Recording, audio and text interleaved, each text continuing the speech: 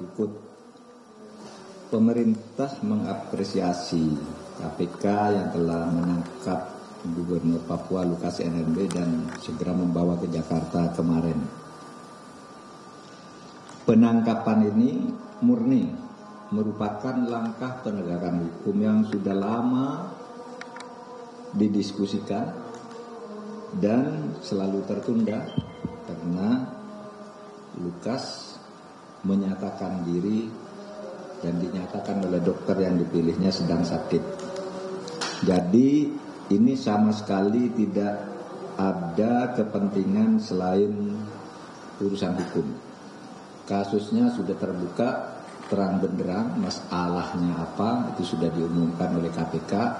Oleh sebab itu semua pihak supaya memahami ini, jangan lagi dipertentangkan antara penegakan hukum dan perlindungan hak asasi manusia. Penangkapan ini terlambat karena dulu kan Lukas katanya sakit. Nah, menurut hukum orang sakit itu tidak boleh dipaksa untuk diperiksa apalagi ditahan. Dan itu harus minta rujukan dokter.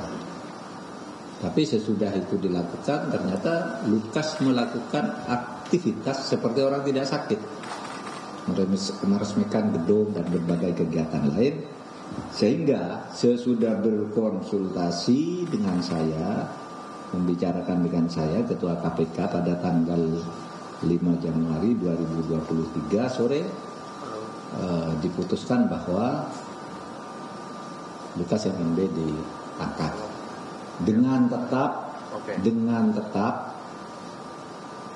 memperhatikan sepenuhnya perlindungan atas hak asasi manusia. Oleh sebab itu, kalau dia nanti dinyatakan sakit oleh dokter, ya KPK bertanggung jawab untuk menempatkannya di rumah sakit atau membantarkannya ke rumah sakit. Kalau kata dokter memang harus di rumah sakit. Bahkan kalaupun harus ke luar negeri karena misalnya keahlian itu ada di Singapura, pemerintah juga bisa mengantar dan mengawal ke Singapura. Tidak boleh berangkat sendiri. Gitu. Nah, kepada yang lain saya juga ingin mengatakan, ya, jangan melakukan langkah-langkah destruktif.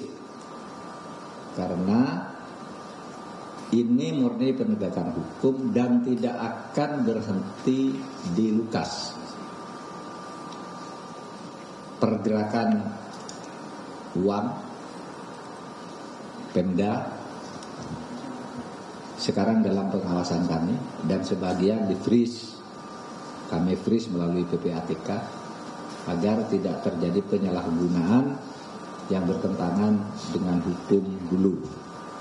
Nah, oleh sebab itu saya minta saudara kepada yang lain-lain, ya, supaya tidak melakukan langkah-langkah destruktif untuk misalnya atas nama pembelaan dan sebagainya lalu melakukan pengerusakan. Hukum akan ditegakkan kepada siapapun tanpa pandang bulu. Cukup yang soal Lukas. Ada yang tanya? Kamu dari Tribun? Iya, betul. Izin Pak, Gita Irawan dari Tribun News. Masih mau tanya terkait Lukas Pak. Ini kan setelah ditangkap ini kan kosong ya Pak, gubernur dan wakil gubernurnya. Itu dari pemerintah sendiri seperti apa Pak? Apakah disiapkan PJ atau seperti apa? Mungkin itu dulu Pak. Ya, sudah ada langkah-langkah alternatif.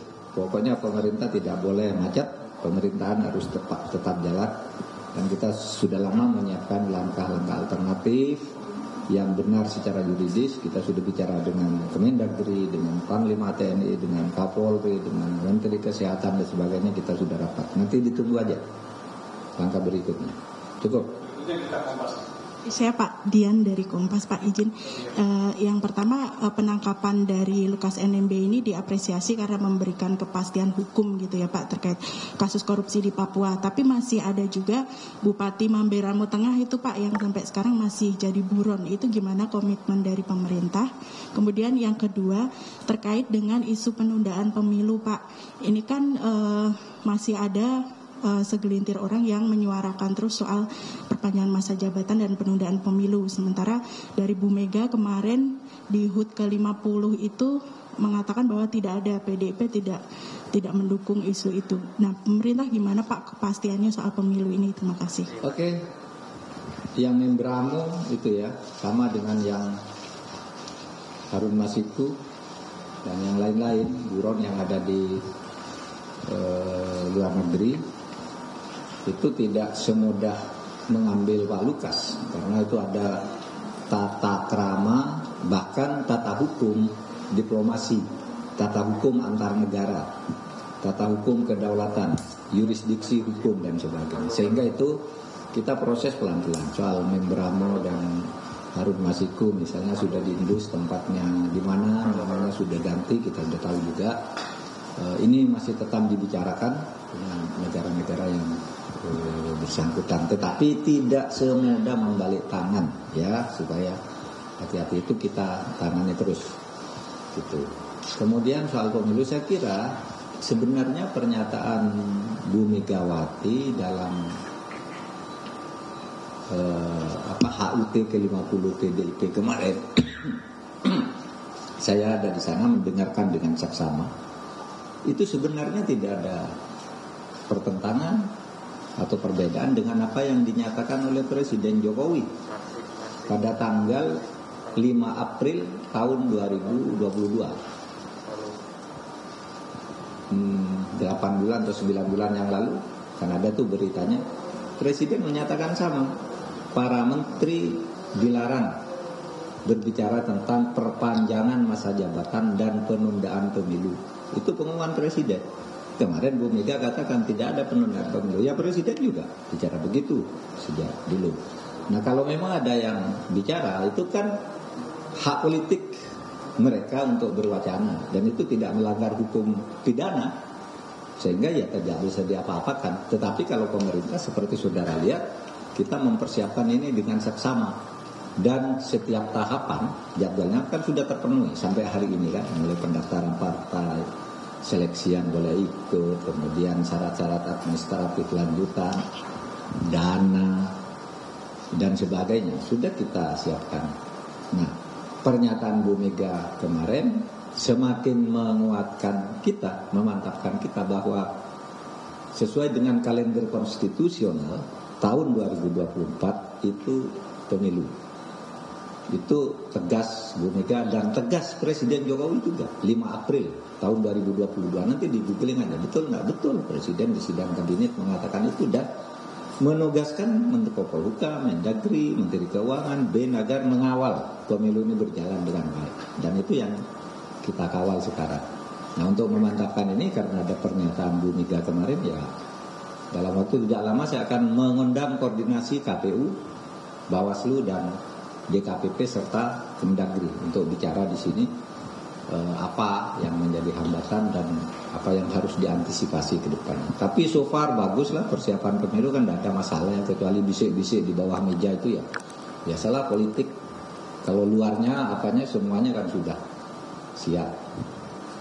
Tapi hukumnya kita kawal, konstitusinya kita kawal. Cukup ya? Cukup ya. Pak, satu aja Pak, Bapak. Pak, satu aja Pak. Berikut tadi adalah rilis dari Menko Polhukam Mahfud MD terkait dengan penangkapan Lukas NMB. Korbannya gitu. Untuk saat ini tuh apakah nanti akan ada pengamanan, penambahan pengamanan, sama nanti tadi Bapak bilang kalau itu tuh nggak berhenti di Lukas aja gitu untuk seperti penangkapan Lukas ini, apakah ada pihak-pihak lain? Sangat potensi dari pengamanan yang dilakukan kan Pak, penangkapan tuh pengamanan dan pengawalan itu begitu ketat Pak. Seberapa besar sih Pak pengaruhnya sampai harus dilakukan pengawalan dan pengamanan yang ketat itu Pak? Izin Pak Rizky Radio Sinta Pak. Iya itu antisipasi aja, karena ketika Lukas ditetapkan sebagai tersangka, waktu itu orang belum mengerti bahwa memang ada kasus, orang ramai kan yang membela. Sesudah itu kita jelaskan, makin hari makin berkurang, sampai akhirnya juga tidak ada kecuali masyarakat adat, kan cuma gitu aja, berkurang. Tetapi kita tetap harus keamanan maksimal, meskipun kita tahu ini udah, karena kita tahu lah, gampang tuh tahu Lukas tuh pendukungnya berapa. Hari pertama dia beli nasi bungkus misalnya 5.000, besok turun 3.000, terakhir tinggal 60 kan gitu. Ini sudah tidak ada orang yang jaga di sana, kita tahu. Masa kita tidak tahu yang begitu? Makanya terus dihitung cara menangkapnya gimana, gampang kan menangkapnya. Gitu loh, kita punya juga catatan dari catering untuk makan yang suka duduk-duduk di depan rumah itu sehari turun gitu. Kita menghitung tiap hari ada catatannya gitu, sehingga nangkapnya lebih gampang. Nah kalau soal orang lain ya, apa ada orang yang terlibat? Mungkin saja, kan namanya kolusi.